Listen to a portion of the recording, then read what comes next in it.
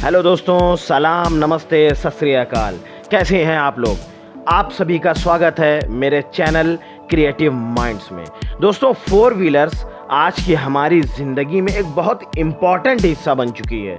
तो आज का हमारा टॉपिक इसी पे है कि फोर व्हीलर्स या कार लेने से पहले हमें किन चीज़ों को ध्यान में रखना चाहिए, किन चीज़ों पे हमें फोकस करना चाहिए। तो चलिए शुरू करते हैं बिना रुके बिना थके।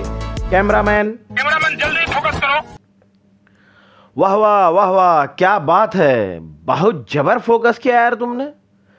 अमर तुम्हारा नाम तो हम गिनीज बुक में लिखवाएंगे, नोट कर लो, लिख लो।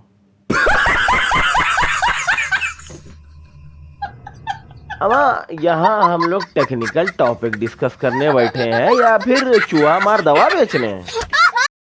हाँ चलो अब ठीक है।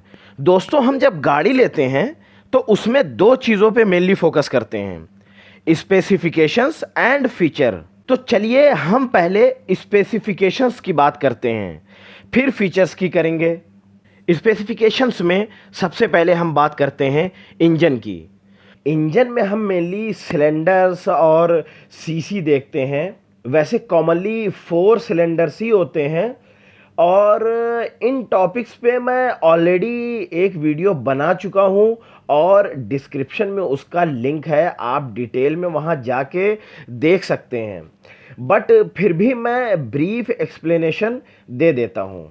देखिए, इंजन में सिलेंड्रिकल चैम्बर्स होते हैं जिसमें फ्यूल एंड एयर का कंबशन होता है और उससे पावर जनरेट होता है जिससे pistons up and down move करते हैं और फिर उससे कनेक्टेड क्रैंक शाफ्ट रोटेट करता है एंड देन व्हील्स मूव करते हैं।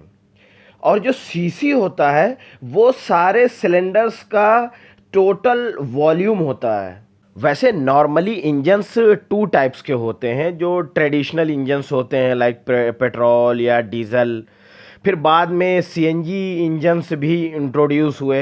बट आजकल ऑटोमोबाइल इंडस्ट्रीज़ ने इंजन्स को काफ़ी एडवांस कर दिया है और अब मार्केट में हाइब्रिड इंजन्स भी लॉन्च कर दिया है। चलिए थोड़ा इसको भी समझते हैं, इस पे प्रकाश डालते हैं। देखिए, हाइब्रिड इंजन्स में हमेशा 2 पावर सोर्स होते हैं, एक तो फ्यूल होता ही है और साथ ही साथ इलेक्ट्रिक पावर सोर्स भी होता है। दोस्तों, हाइब्रिड इंजन काम ऐसे करता है कि जब हम ब्रेक अप्लाई करते हैं तो ड्यूरिंग रिटार्डेशन जो एनर्जी यूजुअली लॉस होती है उसको बैटरी में स्टोर कर लेता है और जब गाड़ी को एक्सेलरेट करने का टाइम आता है या स्पीड देने का टाइम आता है तो वो इस एनर्जी को यूटिलाइज करता है। और गाड़ी में सबसे ज़्यादा फ्यूल कंजम्पशन एक्सेलरेशन के टाइम होता है, तो हाइब्रिड के केस में ये फ्यूल कंजम्पशन बच जाता है क्योंकि एक्सेलरेशन के टाइम पे फ्यूल ना यूटिलाइज होके बैटरी यानी इलेक्ट्रिकल सोर्स यूटिलाइज हो रहा है। इसलिए हाइब्रिड इंजन ज़्यादा माइलेज देते हैं as compare to normal traditional engines like petrol and diesel जो होते हैं।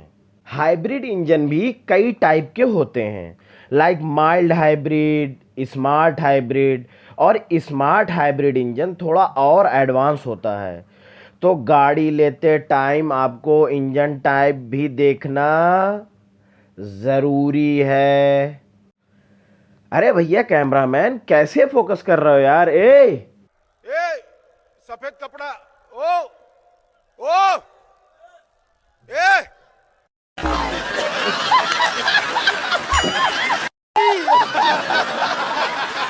चलो चलो चलो, जल्दी जल्दी फटाफट स्टार्ट करते हैं और आगे बढ़ते हैं। तो अब हम वार्तालाप करेंगे मैक्स पावर की। देखिए दोस्तों, जान लीजिए, देख लीजिए, नोट कर लीजिए कि इंजन में max power and max torque बहुत इंपॉर्टेंट है देखना। ये नहीं देखा तो कुछ नहीं देखा, वरना लेने जाइएगा गाड़ी, लेके आइएगा बैलगाड़ी। तो मित्रों, पहले हम बात करते हैं मैक्स पावर की। ये आपको मैक्सिमम पावर आउटपुट बताता है एक इंजन का, जो कि इंजन प्रोड्यूस कर सकता है एक स्पेसिफिक स्पीड पे या आरपीएम पे। फॉर एग्जांपल, किसी कार का मैक्स पावर 165 bhp है एट 5000 आरपीएम। तो इस केस में कार 165 bhp का मैक्सिमम पावर प्रोड्यूस करेगा 5000 आरपीएम पे। तो engine with higher maximum power output at specific RPM will be a good option. अभी और भी फैक्टर्स हम चेक करेंगे, कहानी अभी बाकी है दोस्तों, बट मैक्सिमम पावर ज़रूर कंपेयर करना चाहिए सेम सेगमेंट की गाड़ियों का। अब नेक्स्ट मैक्स टॉर्क की बात करते हैं। मैक्स टॉर्क ये रिप्रेजेंट करता है कि कोई इंजन कितना मैक्सिमम रोटेशनल फोर्स या ट्विस्टिंग पावर प्रोड्यूस कर सकता है एक स्पेसिफिक आरपीएम पे। फॉर एग्जाम्पल, किसी इंजन का मैक्स टॉर्क है 245 Nm at 4000 RPM. It means वो इंजन 245 Nm का मैक्सिमम टॉर्क प्रोड्यूस कर सकता है 4000 आरपीएम पे। तो engine with higher torque at lower RPM will be a good option, क्योंकि जितने कम आरपीएम पे जितना ज़्यादा टॉर्क प्रोड्यूस होगा, गाड़ी में एक्सेलरेशन उतना ही जल्दी होगा और उतनी ही तेजी से गाड़ी आगे बढ़ेगी। अब नेक्स्ट पॉइंट है ट्रांसमिशन। ट्रेडिशनल इंजन्स तो मैनुअल गियर शिफ्टिंग के साथ आते हैं, जहां आपको क्लच एंड गियर्स देखने को मिलते हैं। बट अब आजकल कार्स ऑटोमेटिक ट्रांसमिशन के साथ आने लगी हैं, जिसमें clutch and gears shifting system का कोई चक्कर ही नहीं होता है। गियर्स ऑटोमेटिक शिफ्ट होता है जैसे जैसे कार स्पीड अप होती है, और ऑटोमेटिक ट्रांसमिशन में ड्राइवर्स काफ़ी रिलैक्स फील करता है, ख़ास करके बहुत क्राउडेड एरियाज़ में। अब डायमेंशंस की बात करते हैं, जिसमें आपको गाड़ी की लेंथ, विड्थ, हाइट और ग्राउंड क्लियरेंस को चेक करना चाहिए। देखिए, कंफर्टेबल ट्रैवलिंग के लिए गाड़ी की लंबाई, चौड़ाई, ऊंचाई ये अच्छी होनी चाहिए। और ग्राउंड क्लियरेंस तो अगर आप रूरल एरियाज़ में या गांव में रहते हैं जहां पे रोड अच्छी नहीं है, तो आपको ख़ास ध्यान देना चाहिए इस पे भी। वैसे सिटीज़ में भी अक्सर स्पीड ब्रेकर्स ऊंचे बना दिए जाते हैं, जिससे गाड़ी नीचे से लड़ जाती है। तो ग्राउंड क्लियरेंस अच्छा ही होना चाहिए। अब बात करते हैं कैपेसिटी की। तो इसमें आपको अपनी रिक्वायरमेंट के हिसाब से सीटिंग कैपेसिटी सिलेक्ट करनी होगी, लाइक 5% से सीटिंग, या अगर आपने फैमिली प्लानिंग पे ध्यान नहीं दिया है तो 7% से सीटिंग, और अगर बिल्कुल ही ध्यान नहीं दिया है तो आप कार वार छोड़िए, ट्रैक्टर, ट्राली, ट्रक रख लीजिए।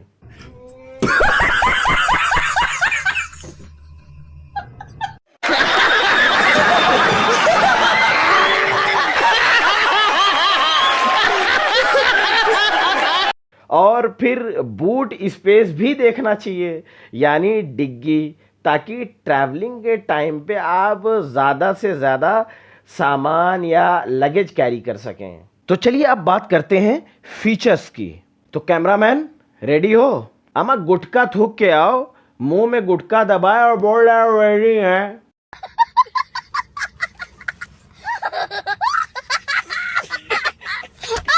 इतने तेजस्वी लोग हैं हमारे पास। देखिए मित्रों, अगर आप लोग भी गुटखा वगैरह खाते हैं तो मत खाया करिए, गुटखा सेहत के लिए बहुत नुकसानदेह होता है। तो फीचर्स में हम सबसे पहले बात करेंगे सेफ्टी की। देखिए दोस्तों, as per government guidelines automobile industry बहुत सारे सेफ्टी फीचर्स को बाय डिफ़ॉल्ट अपनी कार्स में इम्प्लीमेंट करती हैं। वो आप चाहे जिस सेगमेंट की भी गाड़ी लें, like over speed warning beep, seat belt warning beep, etc. But आपको इनकैप रेटिंग और एयरबैग्स ज़रूर चेक करना चाहिए। इनकैप रेटिंग जितनी ज़्यादा होगी गाड़ी उतनी ही सेफ़ होगी इन केस अगर एक्सीडेंट वगैरह होता है तो। उसी तरह एयरबैग्स जितने ज़्यादा होंगे गाड़ी उतनी ही सेफ़ होगी। इसी तरह ब्रेकिंग एंड ट्रैक्शन सेक्शन में आपको बहुत सारे फीचर्स बाय डिफ़ॉल्ट मिल जाएंगे, लाइक ABS, EBD, ESP। कुछ एडिशनल फीचर्स हैं लाइक हिल होल्ड कंट्रोल, जिसमें आपकी कार पीछे की तरफ नहीं सरकती है।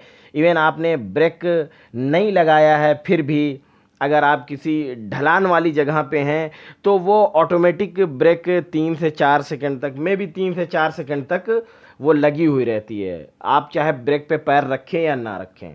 उसी तरह से हिल डिसेंट कंट्रोल फीचर है। जब आप अपनी कार को किसी ऊंचाई से नीची जगह की तरफ लाते हैं तो ये फीचर स्पीड को कंट्रोल करता है विदाउट एनी ड्राइवर इनपुट। तो अब बात करते हैं कंफर्ट और कन्वेनियंस की। तो देखिए मित्रों, आजकल इंसान बहुत आराम पसंद होता जा रहा है, तो ये हो ही नहीं सकता है कि आप कंफर्ट और कन्वेनियंस की बात ना करें, उसको इग्नोर कर दें। इसकी बात करना बहुत ज़रूरी है। इसमें आप AC चेक कर सकते हैं।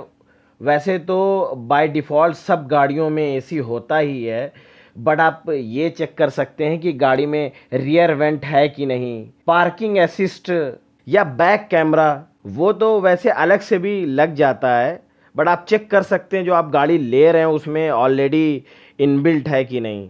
क्रूज़ कंट्रोल फीचर, जिससे आपकी गाड़ी ऑटो एक्सेलरेट होती है, तो ये फीचर्स भी आपको देखना ज़रूरी होता है। अब बात करते हैं doors, windows, mirrors and wipers की। देखिए, गाड़ी में पावर विंडोज़ होना चाहिए, ज़रूरी है। ORVM यानी साइड ग्लास जो है वो इलेक्ट्रिकली एडजस्टेबल एंड रिट्रैक्टेबल होना चाहिए। रियर वाइपर होना चाहिए, जिससे खास करके रेनी सीजन में बहुत हेल्प मिलती है।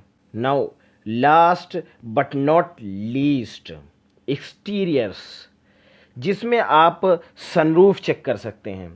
अगर आपका बजट हाई है तो ये फीचर भी चेक कर सकते हैं। इवन अब तो कई सारी गाड़ियों में पैनोरामिक सनरूफ भी आते हैं, कई सेगमेंट्स में आपको देखने को मिलेगा। ये बहुत ही अच्छा लुक भी देते हैं और इसकी वजह से गाड़ी थोड़ा स्टाइलिश भी लगती है। मित्रों देखिए, बहुत सारे डिफ़ॉल्ट फीचर्स होते हैं गाड़ियों में जो कि मैंने डिस्कस नहीं किया है, वो आपको हर ब्रांड की हर सेगमेंट की गाड़ी में देखने को मिल जाएगा। वो बाय डिफ़ॉल्ट होते ही होते हैं, तो उसको मैंने डिस्कस नहीं किया है। तो चैप्टर क्लोज करते हैं, दुकान बंद करते हैं। आपको वीडियो कैसी लगी कमेंट करके ज़रूर बताइएगा। मिलते हैं आपसे नेक्स्ट वीडियो में। जय हिंद।